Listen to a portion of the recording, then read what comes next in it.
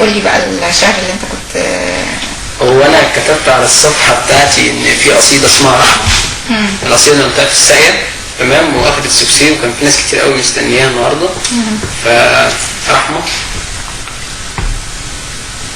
صدقيني قلبي حاسس اني مش وحدي في حياتك، فما تخدعيش قلبي اللي عاشق ذكرياتك، وخلي النهايه طيبه. قولي ليا انك لقيتي حد تاني يملى عينك، وان شفايفه احن ياما من شفايفي فوق جبينك. حتى لو من بره دينك هتلاقيني كتير مسامحك، ويوم فرحكم جاي ورد هتلاقيني زفة بلدي بدقني ناعمة واحلى خد.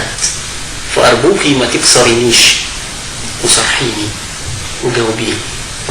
وده سر اني مش مرتاح، حتى لو جمال حسنك معدي الحور، حتى لو جمال حسنك معدي الحور، وثقتي فيكي عمياني اقولك صادقه بتردي عليا بشور. ومهما كنت واد طيب ونياتي جربتي تربي كوكاكولا اول ما بتتفتح بتفور. فما تفرحيش فيا الوجع والله مش ناقصه، وبلاش تتسحبي وبلاش تتكي في القرصه. انا حد حب بجد والرقه من طبعه، كتب بقلمه بحبك في قلب كف ايدك تشهد عليه صوابعه. فما تسرقيش الحلم من عيني، ما تسرقيش الحلم من عيني، يسجلها التاريخ.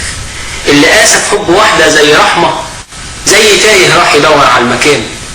ولو هتنحازوا البنيه رقيقه مره في 1000 غيرها بينهشوا بعضة سنان.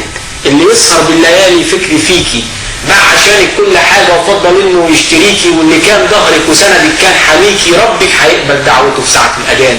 اللي تحرم يوم حبيبها انه يطمن عليها، واللي تهرب بره حضنه رغم انه كان شاريها، واللي تبخل بالمشاعر رغم احتياجه ليها انه شاعر انا يوسف الامتهان.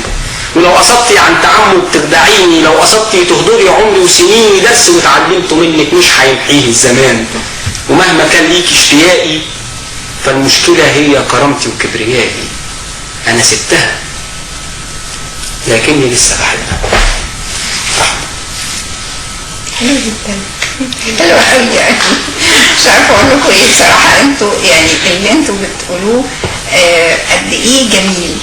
يعني عايزه اقعد كده اسمع منكم تاني، مش عايزه اتكلم ولا عايزه اسال الحقيقه يعني. وبعدين فكره القصيده نفسها ضد ناس كتير قوي. الناس لما بتسيب بعض بتقطع بعض.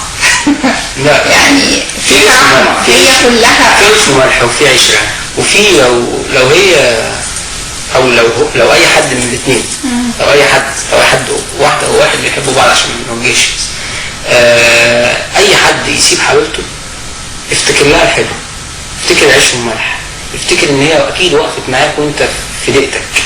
ولو عايز تعاتبها باسلوب، وبالذات قدام الناس اسلوب يكون راقي، لانك بتعبر عن نفسك وعن بيئتك وعن نشأتك. فلو هتحط بتحط على نفسك، لو مؤدب بنفسك. ده صحيح.